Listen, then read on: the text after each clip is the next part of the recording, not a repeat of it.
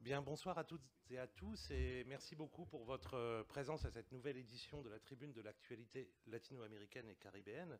Comme je l'avais dit la dernière fois, c'est une tribune mensuelle qui est devenue maintenant, enfin qui a lieu tous les 15 jours depuis un mois et demi, puisque nous avons dû adapter le programme en fonction d'un certain nombre d'impératifs des uns et des autres. Exceptionnellement, ça fait 2 ans que cette tribune existe. Nous sommes 4 à l'organiser et à l'animer alternativement. Christophe Ventura, Lamia Walalou et Anaïs Fléché et moi-même. Et c'est la première fois qu'il y a un seul animateur depuis 2 ans. Mes acolytes étant retenus par diverses obligations ou professionnelles ou personnelles.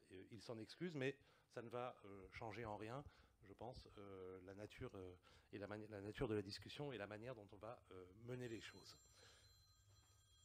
Donc je vais faire comme dans les théâtres. Merci de... Voilà. Non, je plaisante. Je plaisante, Jean. Alors, lorsque l'idée de cette tribune est apparue, à l'initiative d'Alain Rouquier, ici présent, et Jean-Marc Laforêt, il y avait l'idée que, voilà, on allait traiter des grandes questions d'actualité latino-américaine, des questions qui pouvaient être thématiques, et on l'a fait. On a traité des questions environnementales, énergétiques, qu'on allait évidemment traiter des grands pays, parce que c'est évidemment inévitable, le Brésil, l'Argentine, le Mexique, la Colombie, mais qu'il ne fallait surtout pas négliger ce qu'on considère souvent, à juste titre, si on regarde les volumes de population ou les superficies des pays, comme des petits pays, mais qui n'en constituent pas moins des prismes utiles pour penser un certain nombre de problématiques qui traversent les sociétés latino-américaines. Et c'est un petit peu l'inflexion qu'on a donnée cette année, hein, vous l'avez vu, pour les fidèles, les plus fidèles d'entre vous, puisqu'en janvier, on a parlé d'Haïti, dont on parle, somme toute, assez peu dans l'espace académique ou médiatique français. Il y a 15 jours, nous avons parlé d'un autre petit pays, le Salvador. Et donc aujourd'hui, nous allons évoquer le cas de l'Uruguay, alors qui est objectivement un petit pays. On met 50 Uruguay dans un Brésil, j'ai fait le calcul hier soir, et il y a 3,5 millions d'habitants, donc a priori, effectivement, on pourrait considérer qu'on est dans une marge de l'Amérique latine, et dans le même temps, et c'est ce qu'on va essayer de voir, en pensant un certain nombre d'éléments à la fois contemporains et historiques de ce qu'est l'Uruguay, on rejoint toute une série de problématiques qui nous intéressent collectivement pour penser l'avenir de la région. On s'est emparé, évidemment, hein, pour organiser cette séance, alors non pas du bicentenaire de la première indépendance uruguayenne, je pourrais vous dire, voilà, on organise ça parce que 2025, c'est les 200 ans de la séparation de l'Uruguay du Brésil, mais en vérité, ce n'est pas la vraie date de l'indépendance retenue par le gouvernement uruguayen, puisque l'indépendance officielle, elle est de 1830, le centenaire si important en 1930, avec la première Coupe du Monde de football organisée à Montevideo, etc. Donc c'est moins ça l'argument que le fait qu'il y a eu des élections récentes et le 1er mars, une alternance au pouvoir. Donc ça va être notre porte d'entrée. Et qui de mieux sur la place parisienne pour évoquer l'Uruguay que mon voisin, collègue et ami Denis Merklen, que la plupart d'entre vous connaissez évidemment. Donc Denis est sociologue, professeur des universités à l'université Sorbonne Nouvelle, actuellement directeur de l'Institut des hautes études de l'Amérique latine. Je ne vais évidemment pas décliner ta bibliographie parce que c'était comme la semaine dernière avec Kevin Partenay, on y passerait toute l'heure, mais je dirais que, tu peux me démentir ensuite, hein, mais je dirais que tu es un sociologue des classes populaires, en quelque sorte, avec des terrains assez différenciés. Tu as mené des enquêtes, alors tu as mené beaucoup d'enquêtes en Argentine, tu as mené des enquêtes en Uruguay, mais tu as aussi, et c'est à mon avis ta particularité académique, mené des enquêtes en France. Je pense notamment à ton livre important que je vous conseille tous, hein, Pourquoi brûle-t-on des bibliothèques, qui est un livre à mon avis qui a marqué la réflexion sur les classes populaires françaises, leur forme de politisation, leur rapport aux politiques, leur rapport à l'État. Et puis, donc, tu as beaucoup travaillé sur le terrain uruguayen et tu as d'ailleurs passé une partie de ta vie, en tout cas de ton enfance, en Uruguay. Tu es toi-même uruguayen. Donc, Denis est l'invité absolument idéal. Et pour commencer cette discussion, pour un premier temps de la discussion, et un peu comme il y a 15 jours, hein, pour ceux qui étaient là, je voudrais partir en quelque sorte d'un cliché sur l'Uruguay, avec toujours cette idée qu'un cliché, à la fois, bon, c'est un stéréotype qu'il faut déconstruire, et qu'un cliché, ça dit toujours quelque chose, quand même. Donc, cliché qu'on trouve aussi bien, et je l'ai vérifié hier soir, dans les guides touristiques, que dans un certain nombre de publications académiques, à savoir l'exceptionnalité uruguayenne à l'échelle de l'Amérique latine. Et cette exceptionnalité, en fait, on pourrait l'observer dans ce qui s'est passé entre les élections de novembre dernier et l'arrivée au pouvoir effective de Yamandu Orsi le 1er mars 2025. C'est-à-dire qu'on a un cas presque idyllique d'alternance politique, des élections qui se sont passées sans guerre de violence discursive. D'ailleurs, dans un article que je lisais récemment, on parlait d'une campagne extrêmement triste et atone, en quelque sorte. Et puis, effectivement, toute une série, je dirais, d'amabilité et de politesse entre candidats battus et candidats vainqueurs, qui contrastent très fortement avec un Jair Bolsonaro tentant de renverser Lula le jour de sa prise de fonction, et toute une série d'autres phénomènes qui brutalisent la démocratie en Amérique latine. Donc on a un peu l'impression d'une démocratie parfaite, hein, vue de loin comme ça. Et donc le premier temps de la réflexion vers lequel je t'amène, Denis, ce serait effectivement, bon, comment considérer cette exceptionnalité uruguayenne ? Elle repose sur quelque chose d'effectif, cette idée, ou au fond c'est un fantasme européen ou occidental sur un monde qu'on connaît très mal ? Bonjour tout le monde, merci Olivier pour cette invitation qui m'honore et qui me fait grand plaisir. Les occasions que j'ai de parler de l'Uruguay ne sont pas très nombreuses. C'est peut-être la société que je connais le mieux, mais voilà, le monde est ainsi fait.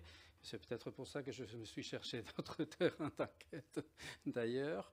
Mais en tout cas, pour en venir à la question... Si, oui, il y a une exceptionnalité uruguayenne, comme on pense à une exceptionnalité argentine quand on pense au péronisme, et on pourrait en dire autant pour chacun des autres pays.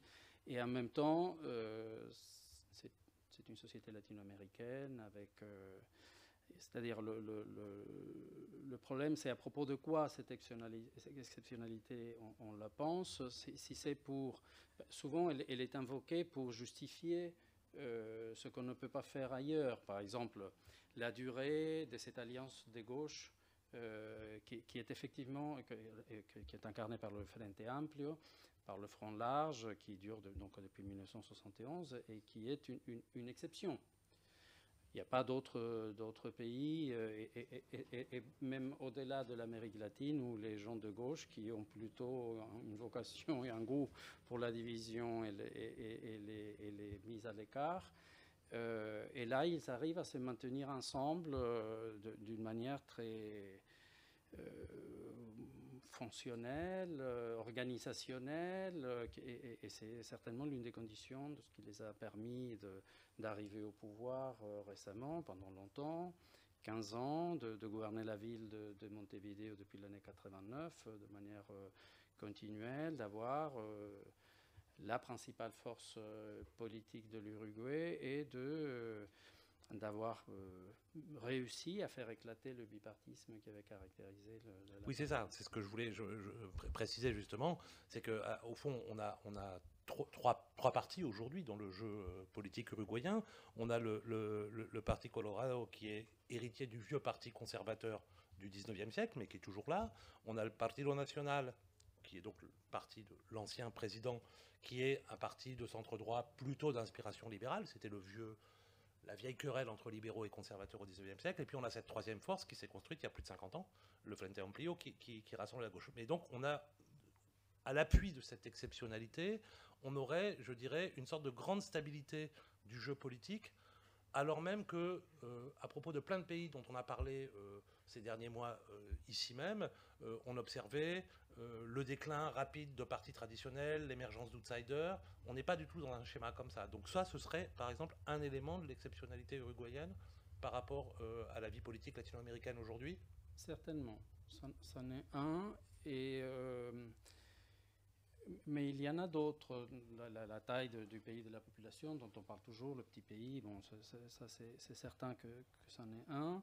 La place de l'État au sein de la société uruguayenne, tu ne serais certainement pas d'accord avec moi parce que tu es un historien et tu regardes plus loin, mais j'ai toujours eu le sentiment de voir en Uruguay une société qui a été entièrement fabriquée par un État.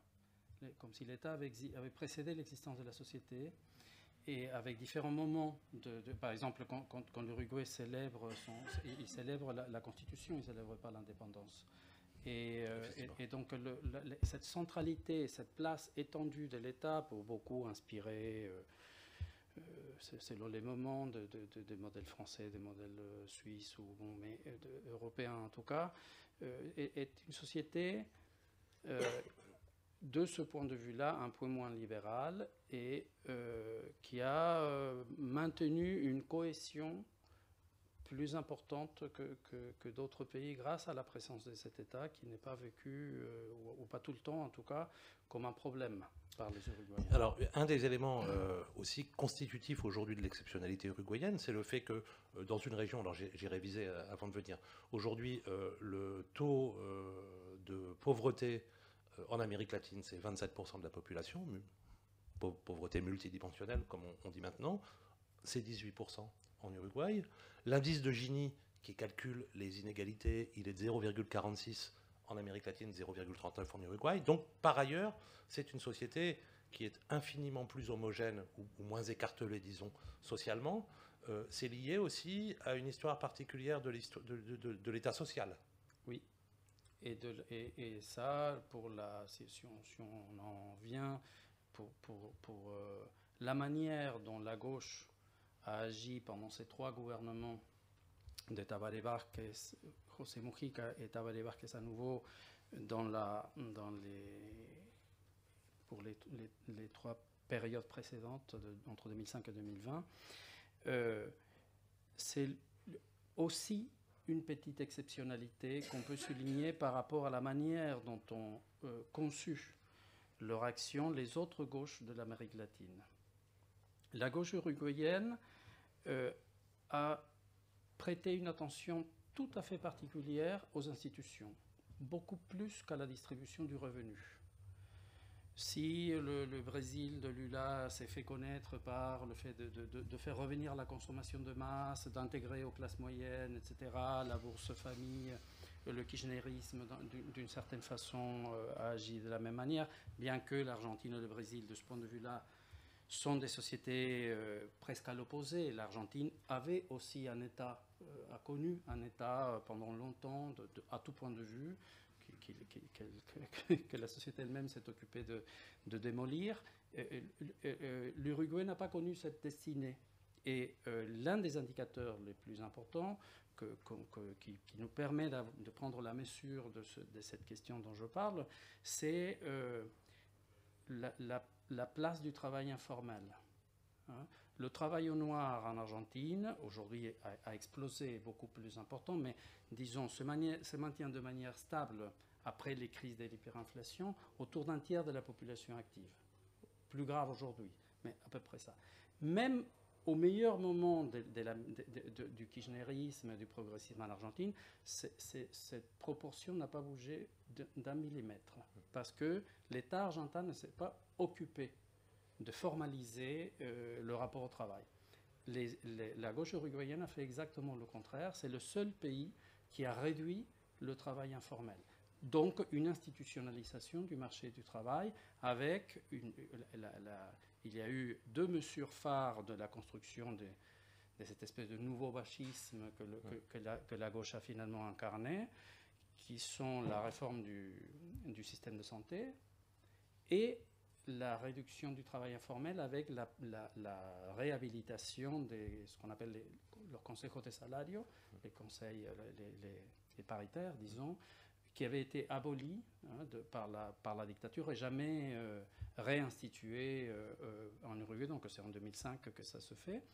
Donc il y a là une espèce de soin de cette institutionnalité qui est une espèce d'inertie aussi de l'histoire politique du XXe siècle, en tout cas si on considère cette action si révolutionnaire finalement du président Bache. Est-ce que tu peux revenir en 2 mots, justement, parce que peut-être que tout le monde ne connaît pas en 2 mots cette séquence. Non, je sais qu'il y en a qui connaissent très bien, oui, peut-être il y en a qui connaissent moins bien. Dans cette séquence du début du XXe siècle, 1903-1920, si j'ai bonne mémoire, mais je ne suis pas complètement sûr. Oui, et Et donc, il y a donc l'arrivée d'un autre Pepe qui n'était pas Mujica, mais qui était Bache. Et l'Uruguay est un pays fait par des Pepes. Pepe Artigas, Pepe Bache, Pepe Mujica. Bon. Le président Bache, Alain Touraine disait qu'il avait inventé la social-démocratie avant l'Autriche. Et bon, c'est peut-être un peu exagéré, mais en tout cas, construit un État avec un rapport au salarial, avec le salariat comme la forme de contrat social qui structure la société, et crée un certain nombre d'institutions très importantes, bon, évidemment des entreprises publiques, de monopoles, de services que beaucoup d'États ont connus un peu plus tard, notamment après la crise de 1930, mais que l'Uruguay connaît un peu plus tôt, qui instaure un certain nombre de lois d'avancée pour l'époque, la séparation de l'Église et de l'État, et consécutivement à ça, toute une série de lois, notamment qui concernent la question de la femme, comme on disait à l'époque, le droit de vote très tôt, l'autorité parentale partagée entre les époux aussi très tôt. C'est l'un des premiers pays au monde qui légalise le divorce par la seule volonté de l'un des époux, donc de la femme. Voilà, il y a là l'installation de toute une série de lois et d'institutions très modernes qui vont perdurer, qui à un moment donné vont produire un très long déclin de cette même société. À partir des années 50, l'Uruguay est une économie en panne qui ne sait plus quoi faire de son espace et qui va être une société vieillissante à tout point de vue, mais je pense notamment au terrain des idées, plus personne ne semble penser, et qui connaît un petit renouveau maintenant. Mais en tout cas, il y a une histoire précoce du progressisme en Uruguay qui, dans une certaine mesure, constitue un des fondements de cette exceptionnalité dont on parlait. Juste pour finir sur ce premier élément de discussion, donc exceptionnalité uruguayenne, et dans le même temps, l'Uruguay a partagé, et là on brosse les choses à très grands traits, a partagé toute une série d'expériences tout à fait communes à l'histoire de l'Amérique latine au 19e et 20e siècle. L'Uruguay a massacré ses Indiens très précocement d'ailleurs, au début des années 1830, comme l'Argentine ou le Chili et d'autres pays ont pu le faire 50 ans plus tard. Et l'Uruguay, évidemment, on y reviendra en toute fin de cette séance, n'a pas échappé au régime de sécurité nationale, au terrorisme d'État dans les années 1970. Donc à la fois exceptionnalité et insertion dans toute une série de séquences politiques de la région. Oui, ni au mouvement guerrilleros aussi un peu plus tôt. Et effectivement, et souvent de manière extrêmement dure et tragique pour ces périodes de violence que tu viens d'évoquer. Probablement le massacre des Indiens ou des peuples originaires en Uruguay, c'est l'un des seuls à proprement et strictement parler génocide qui existait en Amérique du Sud au moins, et c'est l'Uruguay qui l'a perpétré, et non pas de la main des Espagnols, mais c'est la naissante République qui a fait ça. Donc c'est, oui, à beaucoup de ces points de vue-là, l'Uruguay n'est pas un pays exceptionnel. Donc on peut reprendre la formule de notre collègue Gerardo Caetano, qui écrivait dans l'excellente revue Nueva Sociedad, que vous connaissez tous pour la plupart, qui est vraiment une revue de référence quand on s'intéresse un peu à la conjoncture politique en Amérique latine. Il écrivait là dans le numéro de janvier-février un article qui s'appelle Uruguay no es una isla, précisément pour montrer que au-delà de ce cliché de l'exceptionnalité, il y avait toute une série d'éléments, y compris des éléments très contemporains, et on va y venir maintenant, qui rapprochaient l'Uruguay de beaucoup de choses qu'on observait dans d'autres pays de la région. Alors, pardon, et si on regardait les choses d'un point de vue économique, strictement économique, dont je suis beaucoup moins compétent pour apporter des détails, mais là, c'est clair que l'Uruguay n'est pas une île.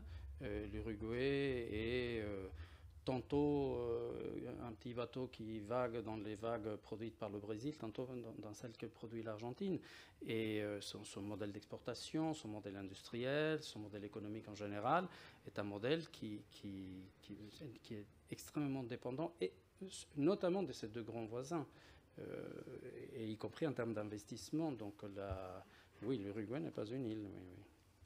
Alors, venons-en maintenant, si vous êtes d'accord, au deuxième temps, plus conjoncturel, sur les élections qui ont eu lieu récemment, sur l'arrivée au pouvoir de Yamandu Orsi, donc, qui incarne le retour au pouvoir du Frente Amplio, qui avait été au pouvoir entre 2005 et 2020. Alors, est-ce que d'une part, tu peux nous dire très rapidement qui est Yamandu Orsi, d'où il vient, et où est-ce qu'il s'inscrit dans l'histoire du Frente Amplio, en quelque sorte? Est-ce qu'on a au fond un héritier, tout simplement, des grandes figures qui ont été Tabaré Vázquez et Pepe Mujica, ou est-ce que c'est une nouvelle génération, c'est une nouvelle manière de penser le politique? Alors c'est de toute façon une nouvelle génération. Pepe Mujica avait été guerrillero, Orsi ne l'a pas été. Comment penser ce retour du Frente Amplio en termes de rupture ou continuité par rapport aux 15 années de pouvoir qui avaient précédé? Tous les leaders qui ont construit la gauche uruguayenne et qui ont produit cette alliance ont connu une longévité importante, et ça malgré la dictature, ou presque, parce qu'il y a eu des assassinats et des prisons aussi, mais il y en a beaucoup qui ont vécu, et le dernier gouvernement qui finit donc en 2015-2020, c'est celui de l'ancienne génération encore. C'est les leaders historiques, les figures un peu héroïques qui avaient construit avec des glissements d'importance, des prééminences. Il y en a qui étaient très importants dans les années 70, qui le sont moins maintenant, etc. Mais c'est fini. Le dernier vivant est Pepe Mujica, et il est très malade, comme on le sait. Et donc là arrive au pouvoir une nouvelle génération. La défaite électorale de 2019 certainement doit une part de ces causes à la difficulté de renouveler générationnellement le Frente Amplio. Je me permets juste une parenthèse, difficulté qu'on observe parfaitement dans le cas du PT au Brésil aujourd'hui, où au-delà de la figure ultra prééminente de Lula, qui est au milieu de son 3e mandat, effectivement, on s'interroge toujours sur la succession. On a des successeurs possibles, Fernando Haddad, etc. Mais le fait de la capacité à dépasser le leadership construit sur tant de décennies est très compliqué. Oui, et aujourd'hui, quand on regarde le personnel politique, et pas seulement de la gauche, par ailleurs de la droite également, si on pense à une figure comme Julio María Sanguinetti, le premier président après la dictature, leader du parti Colorado, voilà, il a à peu près le même âge que Mujica, il est un peu sorti du circuit politique. Donc, la classe politique uruguayenne est une nouvelle classe politique. L'ancien président, le président sortant, Lacache, qui était le fils d'un autre président Blanco, ce sont des gens donc, de la cinquantaine. Et quand on regarde le Parlement, quand on regarde la totalité des ministres du nouveau gouvernement, ils sont tous presque inconnus. Et sans histoire, si on peut dire. Ce n'est pas le cas. C'est pas des gens sans histoire, mais ils n'étaient pas les figures de la vie politique de l'Uruguay il y a 5 ans. Là, je me permets, excuse-moi, je fais pas une parenthèse. On parlait tous les deux avant de commencer cette séance, et on posait la question sur quand est-ce que ça se termine le XXe siècle latino-américain. C'est toujours compliqué de savoir, est-ce que c'est la fin de la guerre froide, des transitions démocratiques, etc. Moi, j'en suis pas du tout convaincu, parce qu'il y a beaucoup de continuité entre les années 80 et les années 90-2000. Et là, il y a sans doute un argument assez intéressant. C'est-à-dire que la disparition d'une génération politique qui était toujours au pouvoir, Mujica entre 2010 et 2015, qui étaient quand même des vrais produits de la guerre froide, qui avaient forgé leur culture politique à l'époque de la lutte armée ou de la lutte contre la lutte armée d'ailleurs, hein, peu importe le camp dans lequel ils étaient, et qui aujourd'hui effectivement disparaissent complètement de la scène politique. Et aujourd'hui on a des gens qui arrivent qui n'ont pas vécu la dictature par exemple, très concrètement.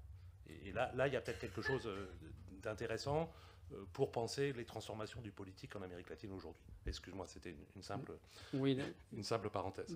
De manière un peu, bon, comme ça, on est dans une conversation amicale, mais d'une certaine façon, on va se poser la question, quand ce gouvernement va se mettre à fonctionner vraiment, de savoir si c'est le dernier gouvernement d'un cycle ou le premier d'un nouveau cycle dans la vie de l'Uruguay, dans la vie de la gauche uruguayenne, certainement.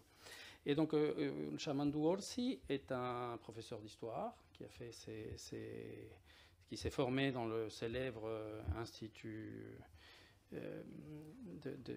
du professorat uruguayen, qui a très peu travaillé comme professeur d'histoire. Il est le fils d'un couple d'épiciers. Ils avaient une épicerie dans une ville qui se trouve à une trentaine de kilomètres au nord de Montevideo et qui fait partie de ce département, c'est comme ça qu'on les appelle, les divisions politiques en Uruguay, qui entoure Montevideo, qui est le deuxième en population, pas la ville, le département, et dont il va devenir intendente, l'espèce de gouverneur, le maire de la ville, mais le gouverneur de ce département. Qui fait la totalité de sa carrière politique dans cette mairie et qui est un administrateur, un gouvernant de gauche et un grand négociateur et qui a conquis cette partie du territoire pour... Alors, il faut rentrer un peu dans les méandres de la politique uruguayenne. Le Frente Amplio trouve sa principale force politique, et c'est le premier parti politique en termes d'élus, etc., dans le parti de Pepe Mujica, le Movimiento de Participación Popular, le MPP, qui est un parti, somme toute, relativement nouveau, qui est du début des années 90, que les Tupamaros fondent à ce moment-là, et qui... passe d'être, et ça c'est la grande œuvre de José Mujica, la gauche radicale du Frente Amplio qui était l'épouvante que personne ne voulait et que cette gauche, donc vocation de front large, intègre quand même, parce que les Tupamaros comme organisation militaire ne faisaient pas partie de l'Alliance, et qui devient aujourd'hui le pivot central et qui quasiment exerce une hégémonie en termes de volume électoral sur l'ensemble de la gauche, avec des positions qui sont complexes à décrire en termes de radicalité, de plus à gauche ou moins à gauche, parce que l'organisation politique est une organisation des militants traditionnels qui se proposent d'arpenter la société à travers un travail de socialisation politique et d'organisation sociale qui est très important. Et de l'autre côté, dans ces positions de gouvernement, exerce une forme de réalisme assez surprenant, avec un espèce de calcul des possibilités, des alliances, des forces, etc. L'un des résultats les plus structurants de ce gouvernement, c'est que le gouvernement n'a pas majorité dans le Parlement. L'Uruguay a un système politique assez particulier aussi. Et tous les pouvoirs législatifs et pouvoirs exécutifs ont des élections au même moment, tous les 5 ans. Et donc le président est élu dans le premier tour de l'élection avec l'ensemble des législateurs, le Sénat et les députés.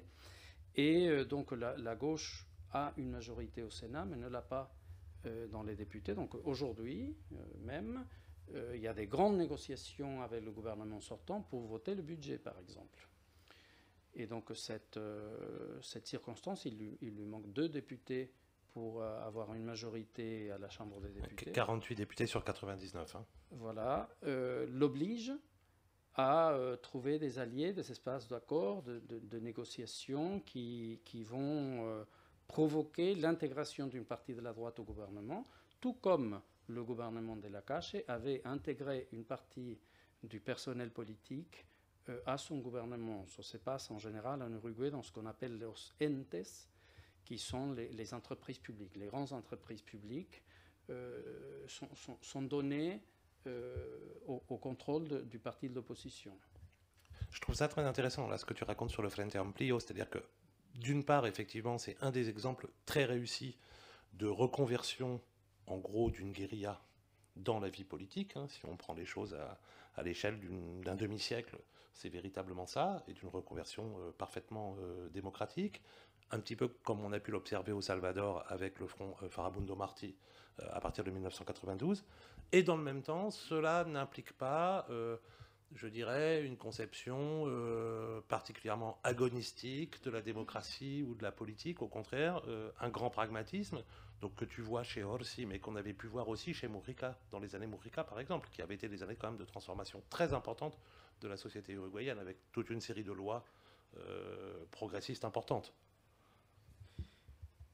Oui, et qui ne se fait pas aussi, non plus, sans problème, y compris à l'intérieur de la gauche. Par exemple, si on compare le rapport à la dictature, au passé, aux crimes de la dictature et à la politique des droits humains telle qu'elle s'est produite en Argentine et telle qu'elle va se produire en Uruguay, il y a des grandes différences. Beaucoup de nos amis du mouvement de droits de l'homme, des droits humains, des organisations de soutien aux familles des victimes de la dictature, etc., ont été mécontents par la politique menée par la gauche. Par exemple, tous les 14 avril, il y a une cérémonie dans le centre de Montevideo de commémoration des victimes du terrorisme faite par les militaires avec participation de la droite et de la droite la plus dure et du conservatisme de la société uruguayenne qui trouve là un espace mémoriel qu'aurait été inacceptable à beaucoup d'Argentins. La gauche uruguayenne a laissé faire. Cette place existe toujours. Le drapeau, c'est un peu comme le Zócalo au Mexique. Vous voyez un immense drapeau au centre de Montevideo, un drapeau national. C'est l'endroit mémoriel destiné aux victimes de la guerrilla qui sont considérées comme le terrorisme. Donc Mujica n'a pas cherché à empêcher ou à contredire cet espace mémoriel. Et de la même façon, la construction de cette transition, de ce trauma qu'a constitué la dictature, a été faite d'une certaine manière en cherchant la gouvernementalité, y compris dans les moments de conflit les plus importants que ces moments ont connus, une loi d'amnistie, d'abord qui va libérer les prisonniers politiques, une deuxième loi d'amnistie qui empêche la justice d'agir pendant de nombreuses années, le thème des disparus qui passe à la trappe pendant de nombreuses années et qui revient timidement dans le devant de la scène. Donc cette action de la gauche et de la gauche radicale est une action qui ne cherche pas un modèle de confrontation parce qu'elle sait ne pas être majoritaire. Le gouvernement vient de gagner les élections d'un poil. Il suffit de 40 000 voix qui tournent d'un côté ou de l'autre de la frontière pour que le gouvernement change de côté. Comme tu viens d'évoquer la construction mémorielle, on va dire, du passé autoritaire récent, et c'est un peu une transition vers la prochaine séance que je présenterai à la fin. J'anticipe un peu ce qu'on avait prévu de dire à la fin, et puis on reviendra ensuite à la conjoncture politique contemporaine. Justement, aujourd'hui, très concrètement, il y a une guerre mémorielle dans la société uruguayenne, où au contraire, les choses sont plutôt apaisées, puisqu'on voit dans un certain nombre de pays d'Amérique latine, justement, ressurgir très fortement des affrontements discursifs sur le passé. On l'a très bien vu au moment du 50e anniversaire du coup d'État au Chili en 2023. On le voit dans une certaine mesure au Salvador, on l'a évoqué. On le voit évidemment en Argentine avec la vice-présidente Villarruel. Est-ce que les choses se jouent dans les mêmes termes en Uruguay, justement, ou au contraire, finalement, une sorte de tradition démocratique et consensuelle a permis d'éviter cela? Je ne dirais pas une tradition démocratique et consensuelle. Ce n'est pas un pays des gentils qui ne veulent pas se bagarrer. Il y a des conflits, il y a une bataille mémorielle, il y a une bataille aussi pour le présent, il y a des positions radicales de toutes sortes. Mais la solution qui est cherchée ne passe pas par la confrontation. Je me souviens du président Mujica allant voir le candidat Alberto Fernandez en Argentine il y a quelques années et en lui disant en public ne cherche pas le conflit, no alimentes la brecha, lui disait. Mais dans des actes, dans des meetings. Il devrait venir le dire en France, non? Je ne sais pas, mais en même temps, ces mêmes guerrieros qui ont occupé le ministère de l'Intérieur, le ministère de la Défense pendant les 3 gouvernements et qui ont donc été président et vice-présidente pour Lucía Topola, qui est l'épouse de Mujica, n'ont jamais renoncé à une revendication de leur passé de lutte armée.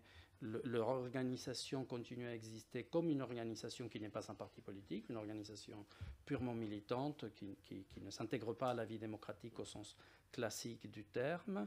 Et ils n'ont jamais fait une autocritique. Quand on demande à ces gens pourquoi vous avez arrêté la lutte armée, parce qu'on sort d'une période terrible et le peuple ne pardonnerait pas qu'on ne respecte pas ce moment démocratique. Ce qu'il faut faire maintenant, c'est lutter à travers la voie électorale. Mais ils n'ont jamais dit on s'est trompé et on aurait dû faire autrement. Ils n'ont jamais dit ça. Donc ce n'est pas une revendication aveugle, ce n'est pas un renoncement. C'est une opération politique complexe qui est faite d'un côté et d'autre d'ailleurs. Alors, je reviens, on pourra éventuellement dans la discussion avec le public évoquer de nouveau ces questions mémorielles ou les conditions de la transition démocratique dans les années 80. Là, je reviens sur les enjeux très contemporains. Donc, on a un nouveau gouvernement qui arrive au pouvoir pour une période de 5 ans. On l'a situé un petit peu historiquement par rapport aux expériences antérieures du Frente Amplio. Quels sont ses principaux défis aujourd'hui? En sachant que le président antérieur, donc Lacalle Pou, avait quand même a quitté le pouvoir, il ne pouvait pas se représenter, mais a quitté le pouvoir avec une cote de popularité tout à fait maintenue, en quelque sorte, parce que le contexte uruguayen est plutôt bon. C'est-à-dire que quand on lit un petit peu les grands rapports internationaux sur l'Uruguay, on nous dit que le pays est endetté, mais que la dette est tout à fait soutenable, que l'inflation est totalement maîtrisée, surtout si on regarde de l'autre côté du Rio de la Plata, que la croissance n'est pas absolument phénoménale, mais oscille entre 3 et 4% par an, ce qui est tout à fait décent. Donc quels sont aujourd'hui les principaux défis auxquels ce gouvernement est confronté, et ça nous renvoie aussi quels ont été ses principaux thèmes de campagne à la fin de l'année 2024? Tel que le dit Gerardo Caetano dans ce papier, la campagne a été une espèce de campagne inexistante, notamment du point de vue de la gauche, qui n'a quasiment rien dit sur ce qu'il proposait à l'Uruguay, et on peut s'en inquiéter. C'est une espèce de gauche qui a perdu son imagination, je pense, qui s'est contentée de dire on va revenir à ce qu'on faisait. Il y a des défis qui se présentent à nous, et ils ont critiqué la corruption, il y a eu quand même un certain nombre de scandales du gouvernement Lacalle. Alors, les défis de l'Uruguay sont nombreux. J'aimerais bien signaler quelques-uns, et je crois qu'il y a consensus à peu près de tous les côtés sur ces défis-là.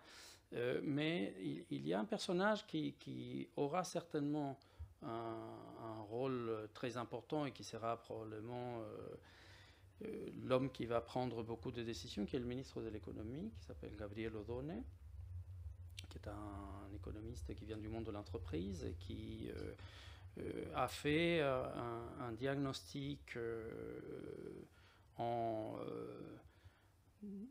il y a 3 ou 4 ans déjà, il a commencé à dire, bon, le monde a changé, la crise de 2008 a changé, l'Uruguay s'est maintenu depuis la sortie de la dictature par une politique d'ouverture et d'intégration, une petite économie qui cherche à s'intégrer dans un monde ouvert, donc construisons une économie ouverte, et il dit tout ça est fini. La libre circulation des capitaux, des personnes et des biens est finie. La crise de 2008 a fini ça et ça va finir et nous devons chercher une autre insertion internationale. Excuse-moi, sur ce point-là, c'est une position spécifique par rapport au Mercosur, par exemple, ou c'est carrément un écho, je ne sais pas, au Trumpisme, quoi, puisqu'on voit que, notamment hier, dans une certaine mesure, on a l'impression que les droits de douane décrétés par Trump ont mis fin à une véritable période d'économie monde néolibérale qui existait depuis au moins les années 70. Non, il postule ça depuis quelques années, avant l'arrivée de Trump au pouvoir, et il considère que le Mercosur est plutôt un problème pour l'Uruguay qu'un avantage, pour une raison simple. Le Brésil ne peut pas mener une politique favorable à l'Uruguay, ce qui est le contraire de ce que pense Mujica, qui pense que l'Uruguay, que l'Amérique latine doit s'aligner derrière le Brésil. Lui, il pense que non, que le Brésil ne peut pas mener, tout simplement parce que ces opportunités économiques se trouvent dans une stratégie différente. On verra bien ce qui se passe, on ne le sait pas encore. Donc c'est vraiment un projet protectionniste? Non, ou semi-protectionniste. C'est un projet d'insertion dans un monde qui ne sera plus un monde de libre-échange. L'Uruguay ne peut pas mener une politique protectionniste parce qu'elle n'en a pas les moyens, mais peut se projeter vers l'Asie, par exemple, au lieu de faire alliance avec le Mercosur. Mais les défis, donc il y a un défi économique qui est d'augmenter la croissance, parce qu'effectivement, l'année dernière, la croissance a été un peu plus importante, mais les 10 dernières années sont d'une moyenne de croissance plutôt basse, de 2%, c'est-à-dire d'économie. L'Uruguay a beaucoup d'égards des statistiques qui font penser à un pays européen comme l'Espagne, par exemple. Un taux de croissance bas, une démographie très vieille, etc. Mais la richesse par habitant n'est pas la même, donc ça ne peut pas... Bon. Mais les défis, le principal défi de l'Uruguay est démographique. Il a un taux de natalité qui est à peine... Il se trouve entre la France et l'Espagne, de fécondité. Qui, pour la première fois, ne permet pas le renouvellement naturel des générations, n'est pas en mesure d'attirer de l'immigration. Donc là, il y a un immense problème, et ce problème cache une question sociale aiguë dans un pays qui semble cohésionné et égalitaire, parce que à peu près 8 enfants sur 10 qui naissent dans la pauvreté. Donc il y a une pauvreté très réduite, mais ce sont les familles pauvres qui font des enfants. Et donc l'Uruguay a 30 000 enfants qui naissent, il n'arrive pas à les protéger de la pauvreté. Il n'est pas en mesure de protéger de la pauvreté tous les enfants. Le gouvernement vient d'annoncer un plan de logement, par exemple, très ambitieux, promettant qu'aucun nouveau-né dans un mauvais logement. Ce n'est pas hasardeux l'énonciation politique du plan de logement. Donc il y a un grave problème démographique qui va se traduire par un problème économique, il n'y a pas de réserve de main-d'œuvre. L'Uruguay ne peut pas parier sur une réserve de main-d'œuvre. Le deuxième problème, c'est son major atout, qui s'appelle le port de Montevideo. L'Uruguay, j'ai dit au départ que c'était une société construite par un État, c'est aussi un pays qui s'est fait autour d'un port. C'est un peu le hinterland d'un port qu'est l'Uruguay. Et ce port... Port exportateur au 19e siècle, port d'immigration. Donc effectivement, l'Uruguay tel qu'il se construit au 19e siècle est complètement lié à ces flux vers l'embouchure du Rio de la Plata, quoi.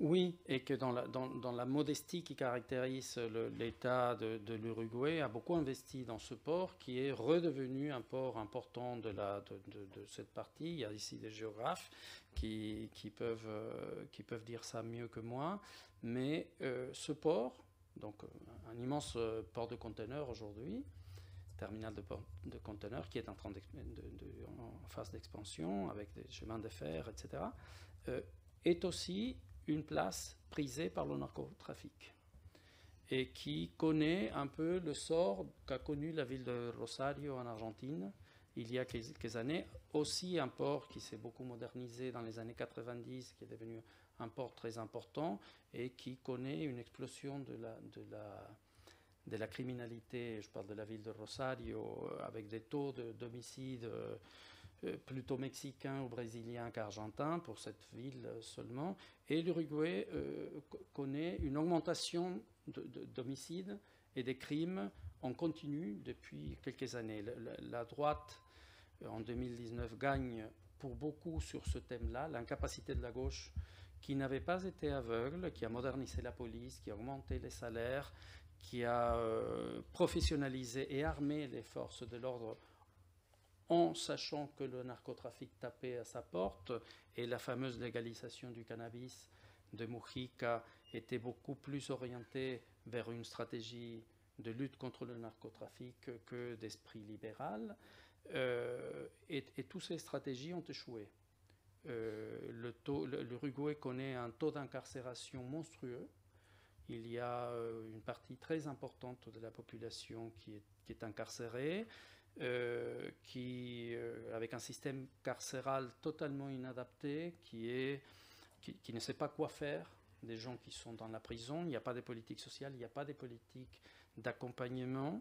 Si vous avez le bonheur d'aller à Montevideo aujourd'hui, vous verrez dans le centre-ville une quantité qui a explosé ces 3 ou 4 dernières années après le Covid de gens dans la rue, des gens qui vivent dans la rue. On estime à peu près à 8000 personnes, ce que pour Montevideo, qui est 1,5 million d'habitants, est beaucoup. Et ces gens-là sont quasiment tous des personnes qui viennent de sortir des prisons, pour lesquelles l'État ne dispose pas de politique d'accompagnement et encore moins de possibilités d'intégration. Et ça, c'est des petites mains du narcotrafic qui les ont amenés à la prison avec... ça se dit à mi-voix, il n'y a pas d'études, il y a eu un rapport sérieux là-dessus, mais il n'y a pas vraiment de masse de travaux permettant de mesurer ça, mais on voit l'installation de cartels brésiliens et colombiens qui se disputent le port de Montevideo pour l'export. Il y a quelques années, l'Uruguay exportait beaucoup d'or. Il n'y a pas un gramme d'or dans le territoire de l'Uruguay, mais c'était un grand exportateur d'or, miracle. Et aujourd'hui, c'est un grand exportateur de drogue qui ne produit pas. Donc ça fait partie d'une internationalisation de cette économie. Gerardo Caetano, qui est un grand historien, dit que l'Uruguay n'est pas une île. Une autre caractéristique de l'Uruguay, tous les Uruguayens sont des contrabandistes, quasiment. Moi compris, qui vient avec mes valises de dulce de leche et de yerba mate à chaque fois qu'il vient en France. Et donc, Artigas était un contrebandier, où il poursuivait les contrebandiers, où il faisait les deux choses à la fois. Bon, donc les Uruguayens savent faire ça très bien, parce que les taux d'échange font qu'ils vont faire des petits commerces d'un côté, du côté brésilien ou du côté argentin. On l'a connu là pendant la dévalorisation de la monnaie en Argentine. Les Uruguayens traversaient en masse, achetaient toutes sortes de choses. D'autres périodes, ça se fait au Brésil. Et donc, c'est un problème immense. Parce que les forces répressives de l'Uruguay ne dispose pas de forces militaires capables de la technologie et du contrôle du territoire pour arrêter des cartels de la drogue tels qu'ils fonctionnent aujourd'hui. Je ne dirais pas que l'État uruguayen ou que les forces armées et des polices sont totalement corrompues, mais il y a de la corruption certainement. Et ce problème est gravissime. L'ensemble de la classe politique en est consciente. Ils savent qu'ils n'ont pas de vision contraire, ils ne s'opposent pas. Il y a eu à un moment donné, en 2019, il y avait des écoles, une école de gauche, une école de droite. La droite proposant plus de répression et de guerre au narcotrafic. Il a progressé, la situation s'est empirée. Et je crois ne pas me tromper si je dis que personne ne sait comment faire face à ce problème. C'est intéressant et ça nous amène quand même à dire qu'il faudra absolument qu'on consacre une séance spécifique à la question du narcotrafic en Amérique latine, puisque je ne crois pas qu'il y ait un seul pays qu'on ait évoqué récemment sans que cette question ait ressurgi, et notamment des pays où, bon, parce qu'évidemment la Colombie, c'est une vieille question en Colombie, c'est même une vieille question au Mexique, même si elle s'est beaucoup reconfigurée récemment, mais il y a des pays comme le Chili qui n'étaient pas spécialement touchés, enfin, où la question, alors à la fois de la drogue et des violences liées au narcotrafic n'était pas du tout à l'agenda politique jusqu'à une période récente. Et aujourd'hui, on voit l'omniprésence de ces questions dans les campagnes. Et il est certain qu'au Chili, là, à la fin de l'année, dans le cadre de la campagne présidentielle, ça va être un enjeu absolument majeur. Et d'ailleurs, juste parenthèse, parce que je lisais des trucs récemment, ce que tu dis sur le port de Montevideo, il y a beaucoup de gens qui l'écrivent aujourd'hui sur le port du Havre. C'est un peu le destin de très nombreux ports, justement, ultra modernes, ultra massifiés, où il y a des flux tels qu'il faudrait déployer des technologies ultra coûteuses pour contrôler container par container. Je vois que le temps est passé vite et je veux toujours ménager un vrai moment de discussion avec le public. Mais alors, vas-y, oui, vas-y. J'aimerais bien souligner un autre défi qui est assez paradoxal pour l'Uruguay, celui-là, qui est l'Uruguay est fier et avec raison de son école, de son système scolaire, de son système d'enseignement qui a très tôt couvert la quasi-totalité de sa population. L'école primaire en Uruguay a couvert la totalité de la population depuis plus d'un siècle. Et ça, c'était aussi une nouveauté pour un pays latino-américain comme l'a fait l'Argentine aussi, et après a construit une université puissante, intégratrice, et un système d'éducation média, comme on dit, de secondaire, très important. Tout ça est en crise, et par un maillon très particulier, et d'une manière surprenante. L'éducation secondaire est absolument déficitaire.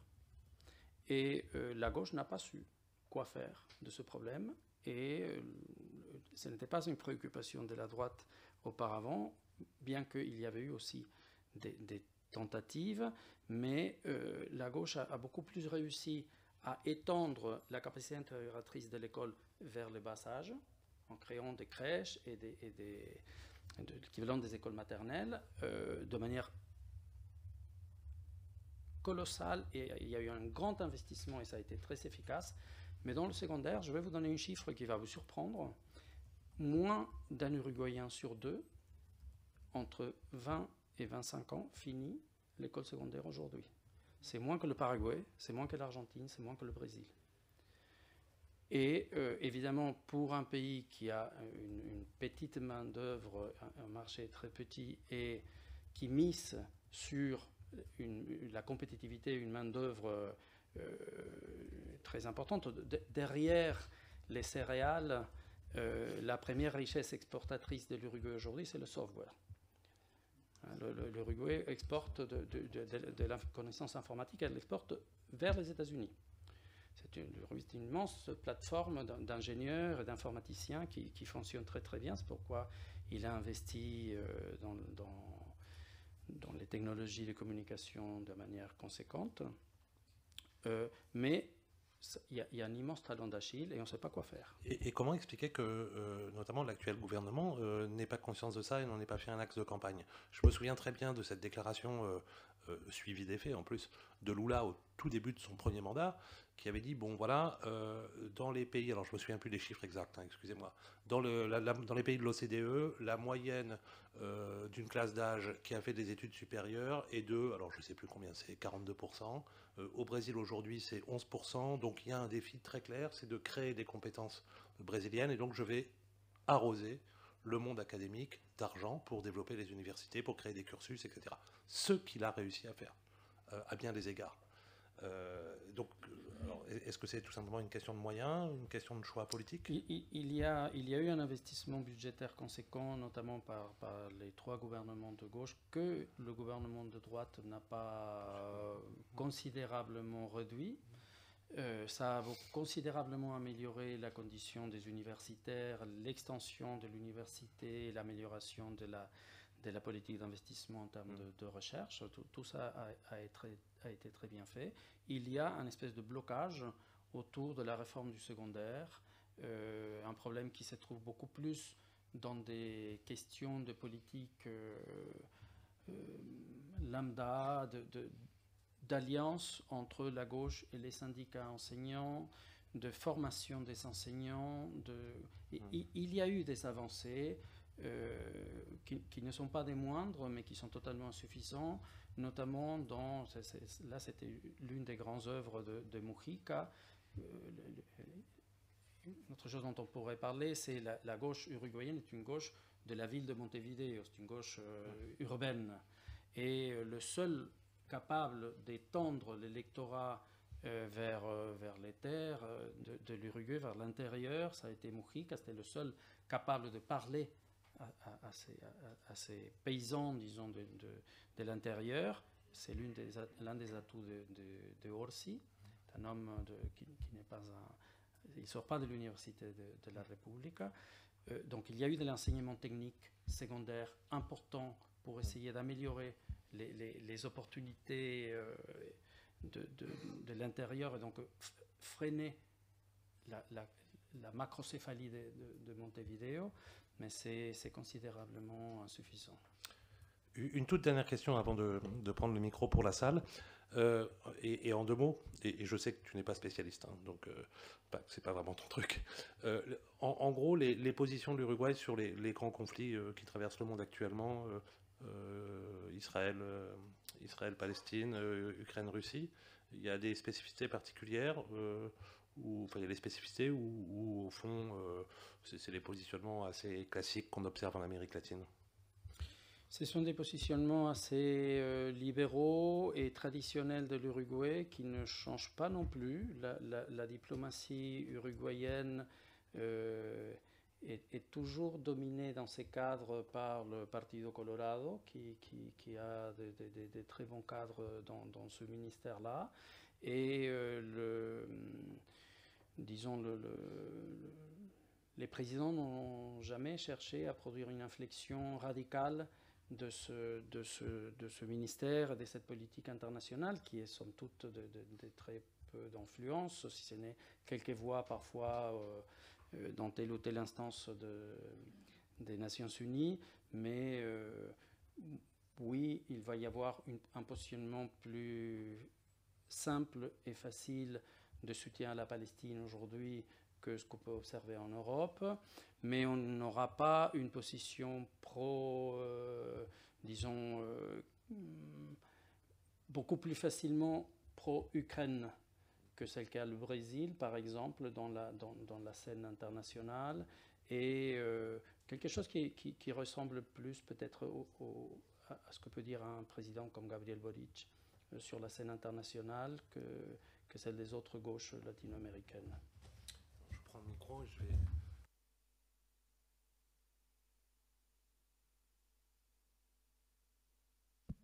Bon, merci beaucoup déjà, Denis, de tout cet échange. Alors, qui est-ce qui veut commencer? Je connais les gens dans la salle qui ont passé du temps à Montevideo, qui connaissent bien, je ne parle pas que de vous, Philippe, qui connaissent bien le pays. Alors, allez-y. Merci pour cet éclairage passionnant sur ce pays vraiment très attachant. Juste une question sur les influences étrangères, parce qu'on n'en parle pas beaucoup. Et on sait que la Chine est très présente et cherche à accroître sa présence dans tous les pays d'Amérique latine sans exception. Et quelle est, selon vous, l'influence de la Chine en Uruguay? Est-ce qu'ils sont vraiment présents ou comment ça se manifeste? La Chine est le premier partenaire de l'Uruguay en termes économiques maintenant. Mais sur le plan de la politique, est-ce qu'il y a des instituts Confucius en Uruguay? Voilà, comment ça se manifeste et ça se traduit dans les faits? Alors, je ne suis pas un expert là-dessus non plus, je ne suis pas expert en beaucoup de choses, mais le gouvernement de gauche a cherché des investissements chinois de manière importante et ils ont beaucoup insisté. Ça n'a pas beaucoup réussi. Il y avait un projet d'un port avec un chemin de fer, une mine de fer aussi. Qui n'ont pas abouti. On n'observe pas pour l'instant en Uruguay des investissements de la part de la Chine importants. Mais à part la prairie, il n'y a pas beaucoup d'intérêt stratégique et pour envoyer du soja, il n'y a pas besoin non plus de grands investissements. Donc l'Uruguay, effectivement, a mené une stratégie de diversification de son marché extérieur, a réduit sa dépendance vis-à-vis du Brésil et de l'Argentine, qui étaient ses principaux partenaires commerciaux il y a 15 ou 20 ans. Et ça, probablement, c'est un atout. Aujourd'hui, il y a une diversité plus grande, mais on ne voit pas une politique agressive, disons, entre guillemets, de la part de la Chine concernant des prises de position, y compris dans le port de Montevideo, qui pourrait constituer peut-être la principale appétence, mais je parle encore un peu de manière journalistique, plus que par une connaissance fine de ce domaine. C'est un groupe belge qui a la concession du port. Oui.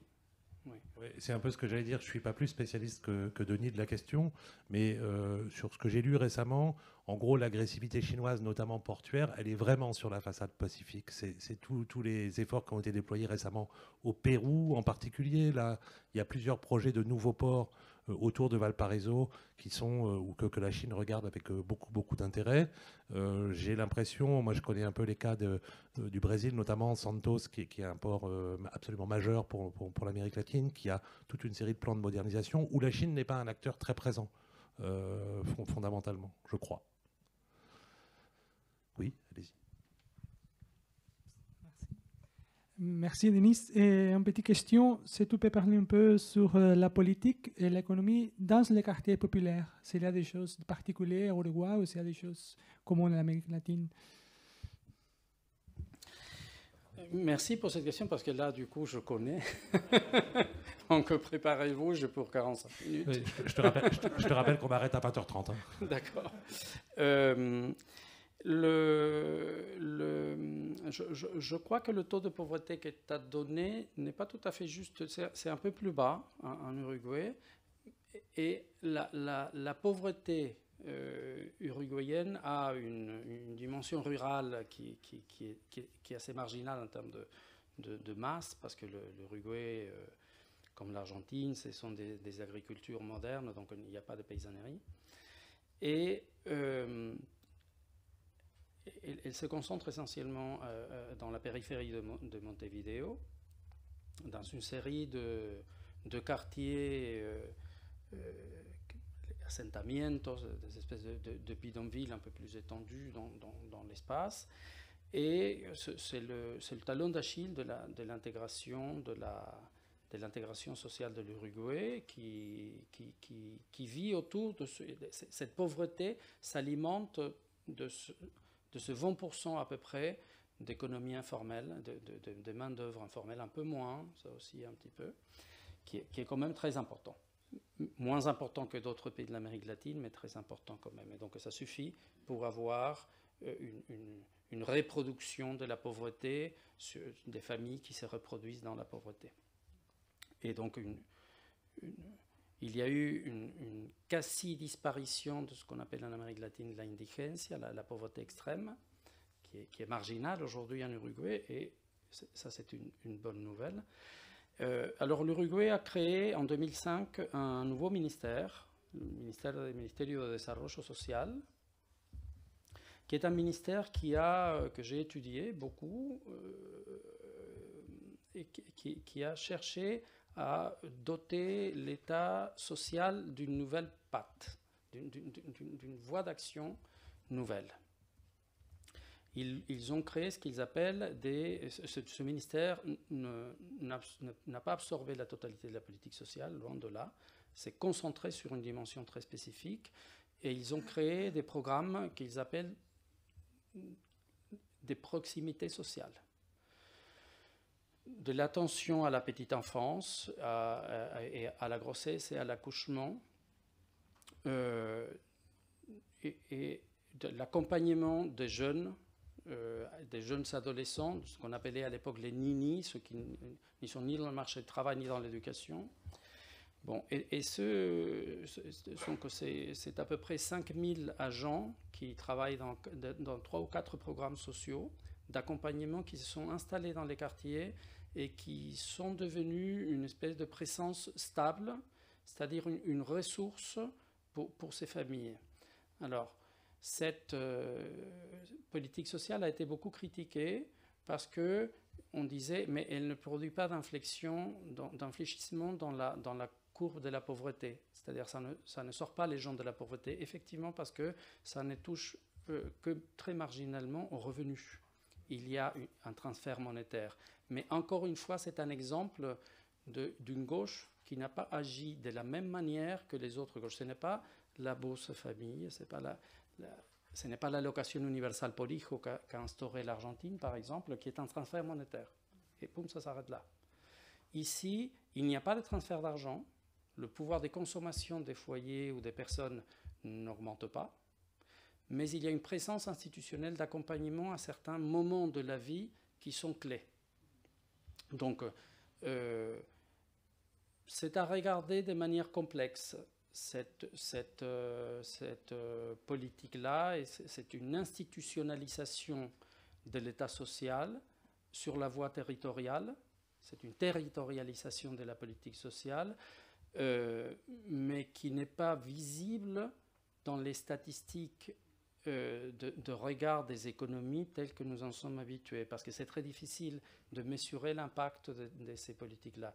Je compare ça avec la présence d'un instituteur dans un quartier populaire.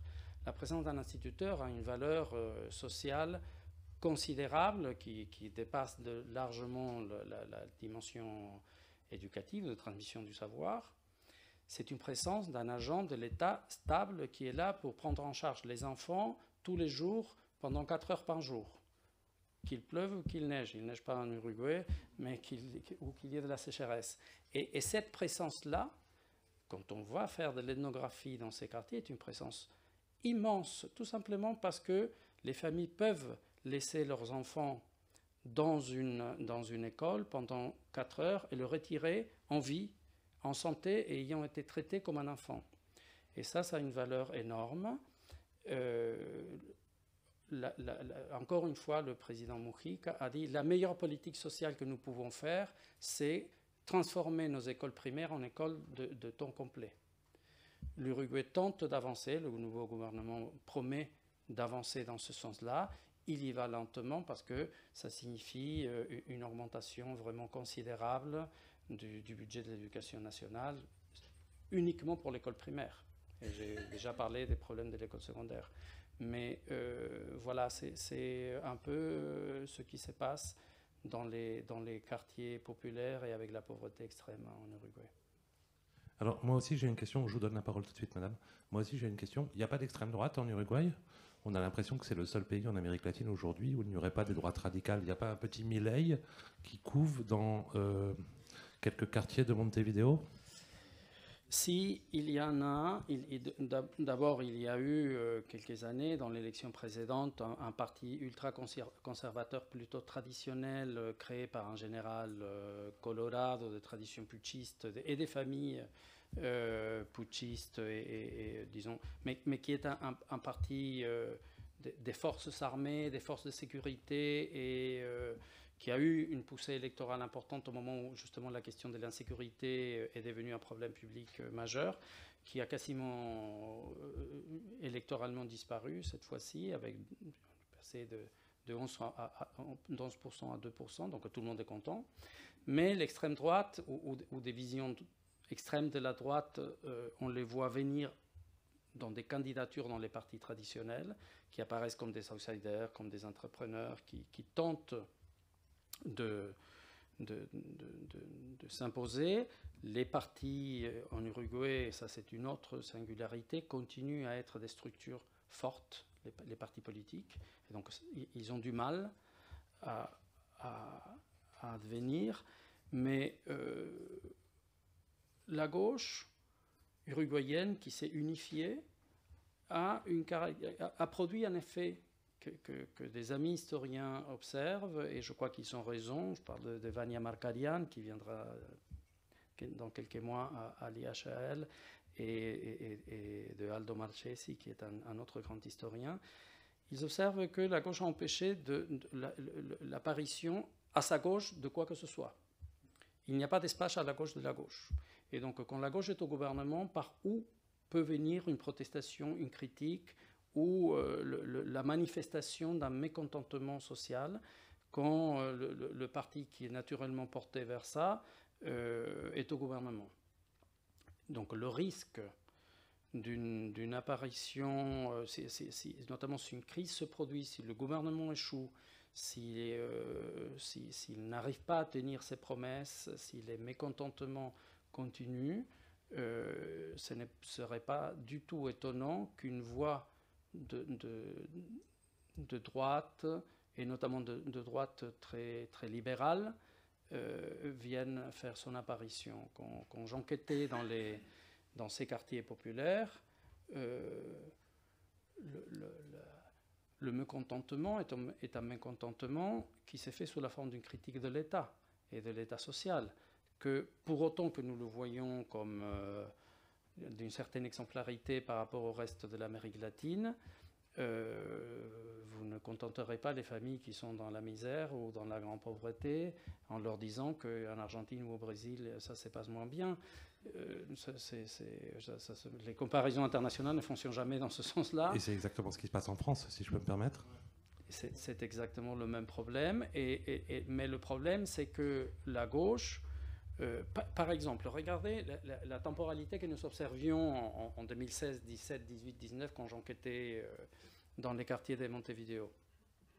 La gauche regardait les statistiques sociales de la pauvreté, etc., de 2000-2004, et elle était contente. Tous les indicateurs, le chômage, la pauvreté, l'extrême pauvreté, tous les indicateurs montraient du progrès et de l'amélioration. Mais...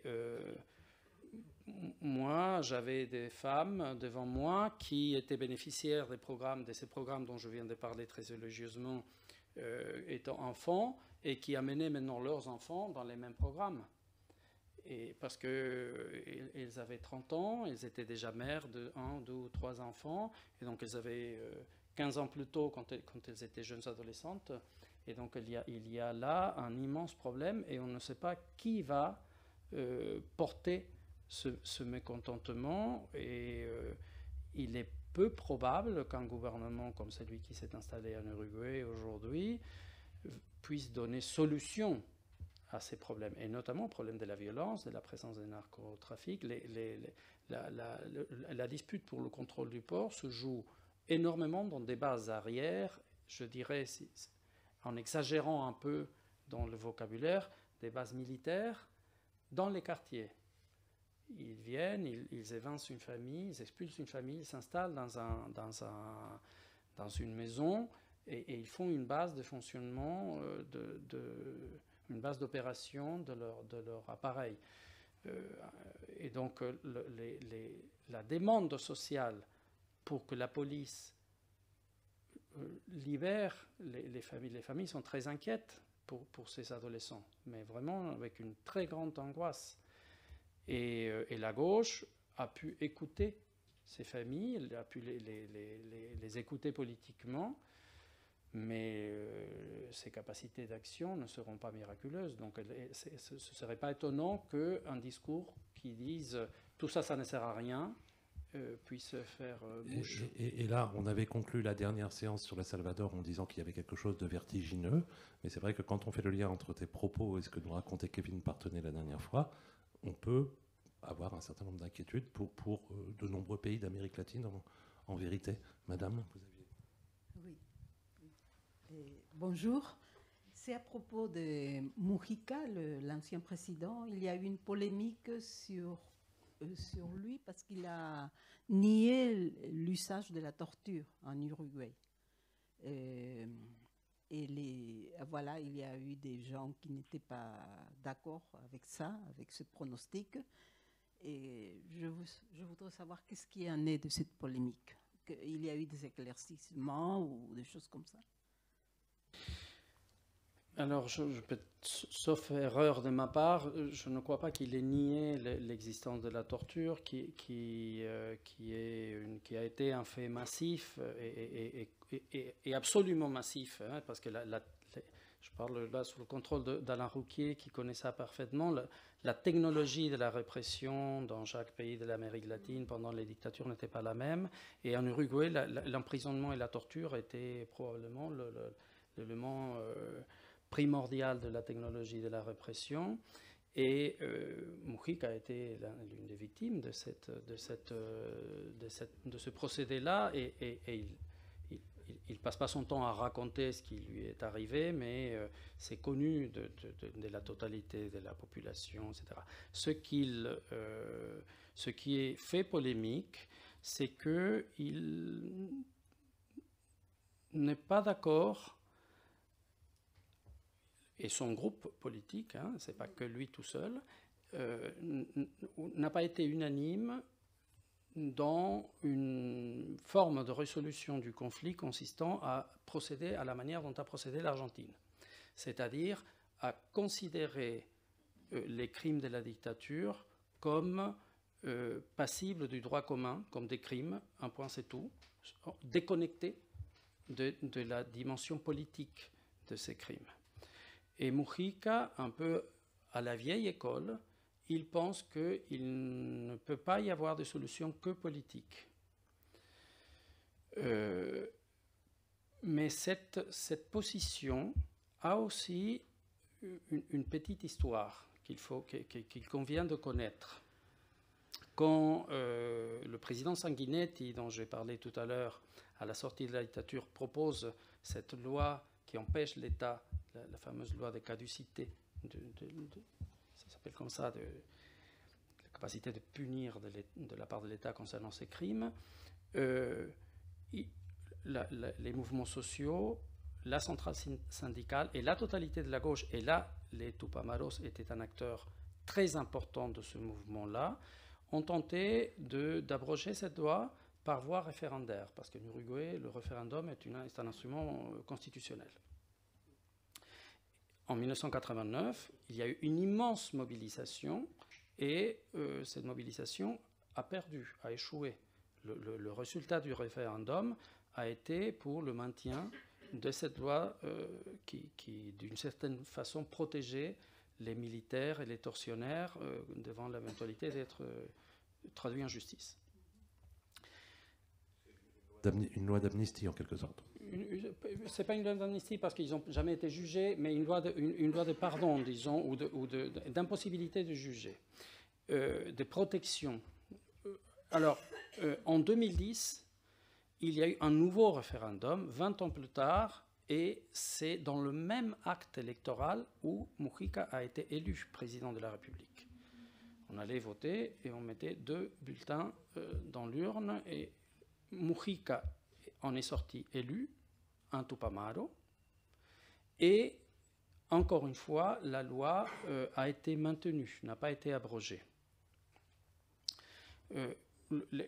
Les victimes de la répression, les gens qui ne faisaient pas partie de la guérilla, qui ont été sauvagement torturés et réprimés sans avoir pris les armes ni participé d'une organisation armée, ont souffert beaucoup de cette issue et se sont trouvés toujours dans une situation dramatique d'impossibilité de comprendre, notamment par le fait qu'en Argentine, l'activité de la justice était à ces points de vue-là exemplaire, avec beaucoup de procès, beaucoup d'incarcérations, beaucoup de jugements, et l'Uruguay avait emprunté une toute autre voie.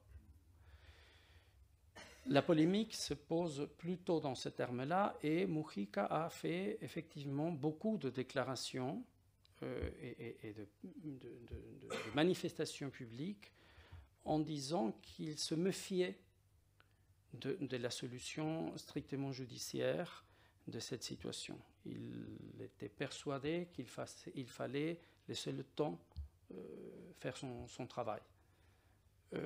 Cette polémique est un peu atténuée parce qu'il est sorti du pouvoir, d'une part, et d'autre part parce que cette loi a été abrogée postérieurement, parce qu'elle a été déclarée inconstitutionnelle sur certains de ses articles, et que certains procès ont pu avoir lieu, et notamment parce que la gauche au pouvoir a mené une politique très active de recherche des restes des disparus, qui sont très peu nombreux en Uruguay, parce que la plupart des disparus en Uruguay sont disparus en Argentine, donc les restes de ces disparus, même si la participation des forces armées uruguayennes a été effective dans la plupart des cas, ça ne s'est pas passé dans le territoire de l'Uruguay, donc c'est la justice argentine qui pourrait éventuellement enquêter.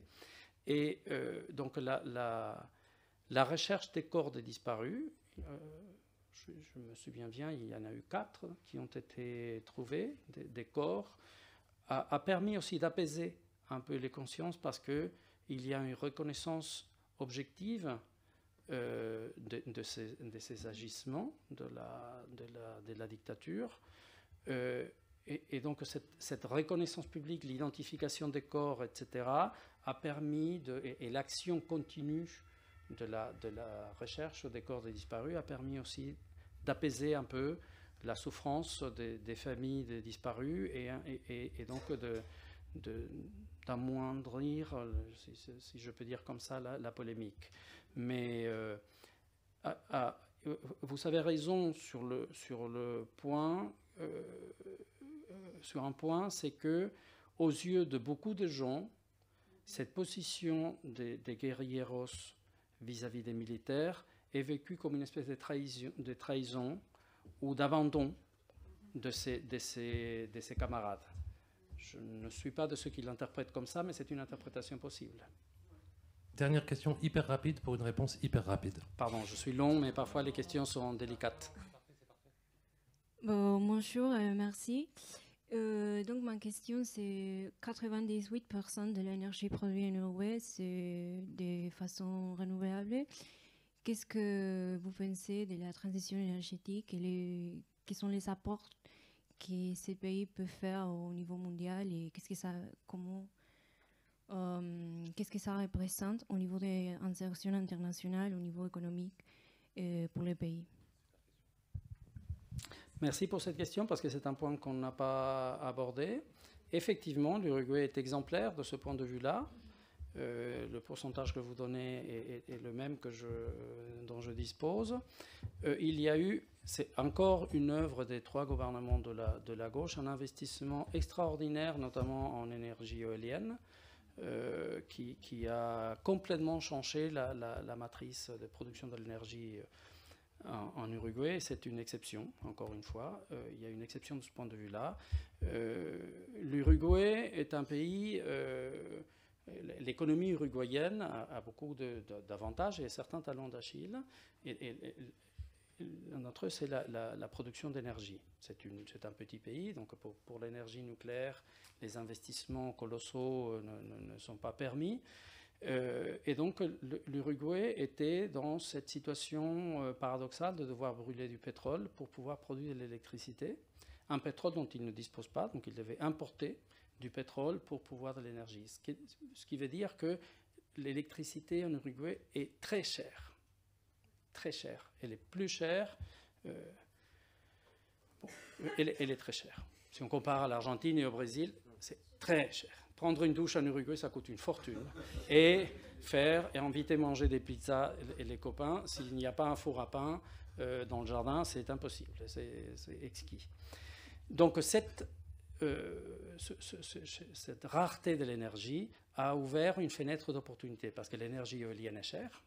Et donc l'Uruguay s'est doté de cette possibilité, si bien, et il a beaucoup investi, si bien qu'il exporte de l'énergie électrique aujourd'hui au Brésil et à l'Argentine. Ce qui est assez surprenant et paradoxal parce qu'eux, ils ont les moyens par contre d'investir, mais ils ne l'ont pas fait. Et il y a un autre avantage énorme, au-delà des impacts évidents sur l'environnement qui ne sont pas mesurables dans l'immédiat pour l'Uruguay, parce que le réchauffement climatique, l'Uruguay tout seul, il va y avoir du mal pour l'arrêter. Mais bon, ça montre un exemple qu'on peut faire. Mais surtout, du point de vue économique, il y a un avantage considérable, c'est qu'il est beaucoup moins dépendant de conjonctures.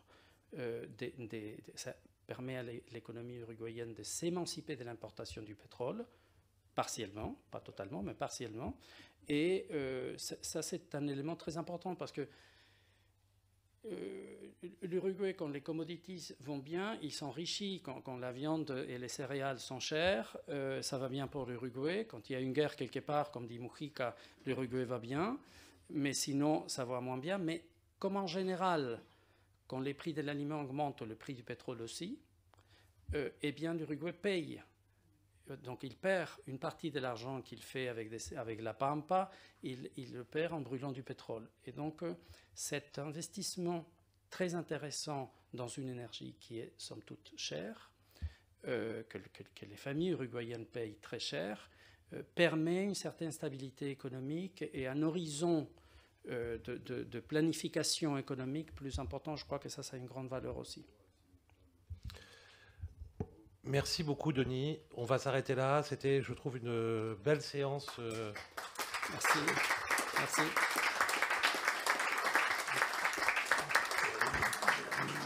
Très clair et qui donne envie d'en savoir encore plus. Merci aussi à vous pour votre fidélité. Je vous donne les 2 derniers rendez-vous que nous avons cette année, avant l'été. Le prochain, donc là on a une petite pause, puisqu'on avait fait 3 séances très rapprochées. Le prochain, ce sera juste avant le début de la semaine de l'Amérique latine et des Caraïbes. Ce sera le jeudi 22 mai, donc c'est quasiment dans la semaine de l'Amérique latine et des Caraïbes. Ah, c'est le premier jour, alors c'est parfait, je pensais que c'était le 23. Donc ça sera le premier jour de la semaine de l'Amérique latine et des Caraïbes, où nous recevrons notre collègue argentin Lucas Martin, qui est là, pour réfléchir justement à la question du rapport, donc pas sur un seul pays, mais du rapport des sociétés latino-américaines face à leur passé récent, toutes les questions de guerre mémorielle, de révisionnisme, etc. C'est un enjeu absolument majeur dans toute la région. Et puis le 12 juin, nous ferons une séance autour, vous savez que c'est que le 1er avril dernier, donc mercredi, a commencé la saison culturelle croisée France-Brésil, qui jusqu'en décembre prochain. Et à cette occasion, nous organisons une séance, la dernière séance de la TALAC, le 12 juin, en présence notamment de la commissaire française de la saison croisée France-Brésil. Donc une séance le 12 juin sur la relation culturelle France-Brésil, la coopération culturelle France-Brésil, etc. Donc 22 mai, 12 juin, notez ça dans vos agendas.